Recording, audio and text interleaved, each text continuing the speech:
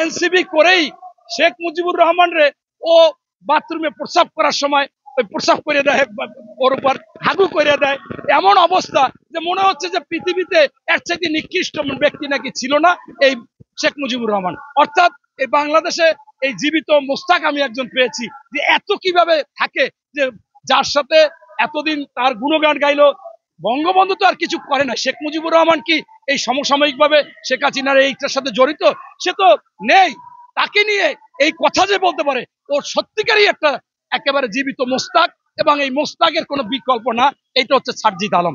আমি তাই স্পষ্টভাবে বলতে চাই, এই সরকারের উচিত হবে এগুলোকে আগাছা পরগাছা বেচে দুর্নীতিবাজ যারা এই অবৈধ সম্পদ অর্জন করতেছে, যারা এখন তাদের এপিএসদের নিষেধাজ্ঞা দেয়, নিষেধাজ্ঞা দেবে শেখ হাসিনার লোকদের, যে তারা বিমানদের থেকে ওখান থেকে যেতে পারবে না বিমানবন্দর, অথচ এদেরকে কেন দেয়? এইগুলো তাদেরকে তুলে আনতে হবে। আমি মনে করি যে এই কাজটা অবশ্যই ডক্টর মোহাম্মদ ইউনূস করবেন। এবং আমার কাছে অবাক হয় যে আপনি চিন্তা করেন, এক লোক বলতেছে ভাই আমার ছেলেটাকে বিয়ে করাবো, একটা বিয়ে করাবেন, তো আমরা পাত্রী দেখি, তা বলছে যে ছেলের করে কি, বলে যে ও তো ছোট, বয়স কত, প্রায় 1 বছর। 1 বছর বয়সে যদি সে চিন্তা করে বিয়ে করাবে, সেটা তো অনেক দূরের কথা। এই আমাদের ইউনূস সাহেব একটু ভুল করে ফেলেছে। এনসিপি এরা হইলে এখন বাচ্চা, তাদেরকে নিয়ে যদি বিয়ে করাইতে চায় 1 বছরেরটা 20 বছরের পরের চিন্তা করে, এটা তো আসলে সম্ভব না। কখন ওরা যোগ্য হবে, কখন পপুলার হবে, এই সমস্ত বিভিন্ন রকমের শর্ত দিয়ে এইটা করবে ওইটা করবে, এই এবং এই আন্দোলন যে পাতানো, এটা কিন্তু স্পষ্টভাবে বোঝা যাচ্ছে। তাই আমি মনে করি ডক্টর মোহাম্মদ ইউনূসকে আমরা সম্মান করি, স্যালুট দিই, বিশ্বে সম্মান করে।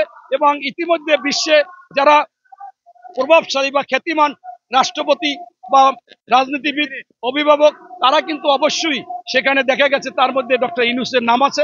আমরা মনে করি ইউনূস সাহেব সেই কাজটা করবে, এটাই আমার আশা ভরসা, এবং ওনাকে আহ্বান জানাবো আপনি সঠিক সময়ে সঠিক কাজ করে দ্রুত কিছু পুনর্বাস এই সংস্কার করে নির্বাচন দিন। ধন্যবাদ।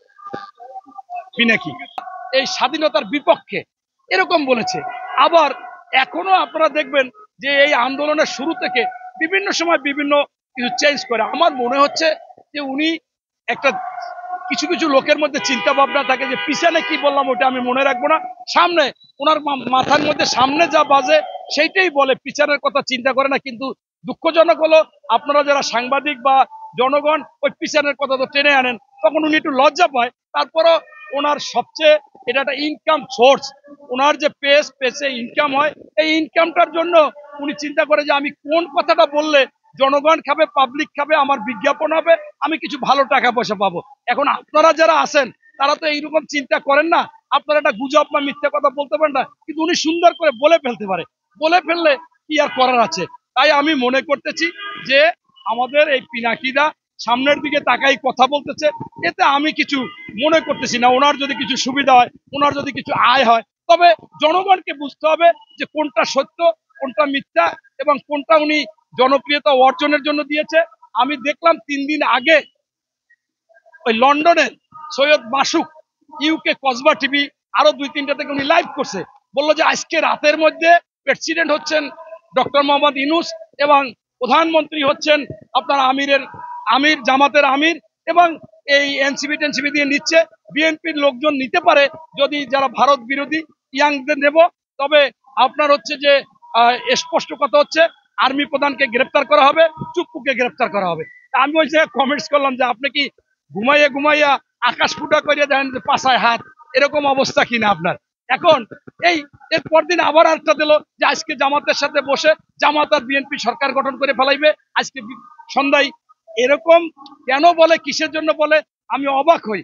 তাই আপনারা এই যে পিনাকিদা যা কথা টথা বলে, এগুলো আমার মনে হচ্ছে যে ওনার কথা কাটতির জন্য এগুলো বলতেছে। এটা আপনারা ডোন্ট মাইন্ড ধরে নেন, উনি ডোন্ট মাইন্ড পরিবারের লোক, উনিও ডোন্ট মাইন্ড।